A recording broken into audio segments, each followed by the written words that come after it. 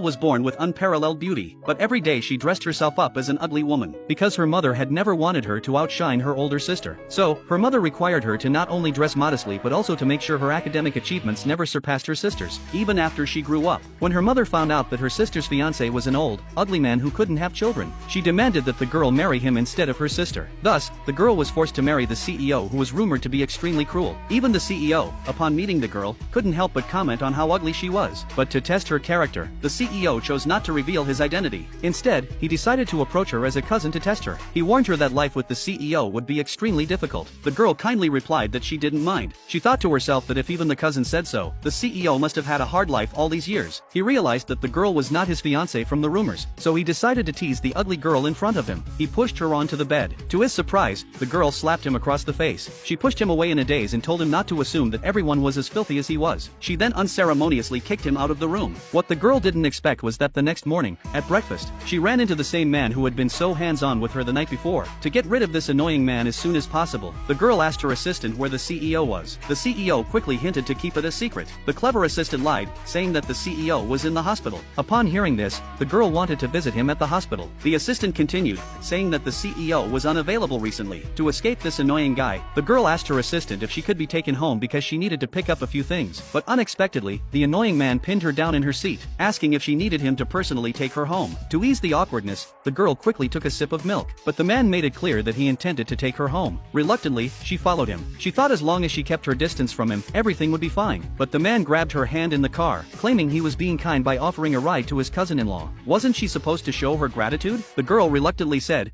"Thank you." Just as she was about to get out of the car, the CEO kissed her. This made her face turn bright red instantly. She hurriedly got out of the car, but as soon as she entered the house, her mother scolded her, accusing her of being with the groom's cousin on their first day of marriage. She feared that her actions would put the whole family's lives in danger. At this moment, her sister came out and mocked her, saying she should be more restrained, or else she would disgrace the entire Jung family. Hearing their hypocritical moralizing, the girl knew that what they really cared about was their own interests. She couldn't help but feel sorry for being born into such a family. At this moment, the CEO, standing outside, suddenly noticed two suspicious figures watching him from behind. He intended to lure them in, but after a fierce fight, he was seriously injured. He had no choice but to flee into an alley. Just as he was about to take a woman hostage to seek help, he realized the woman was his wife.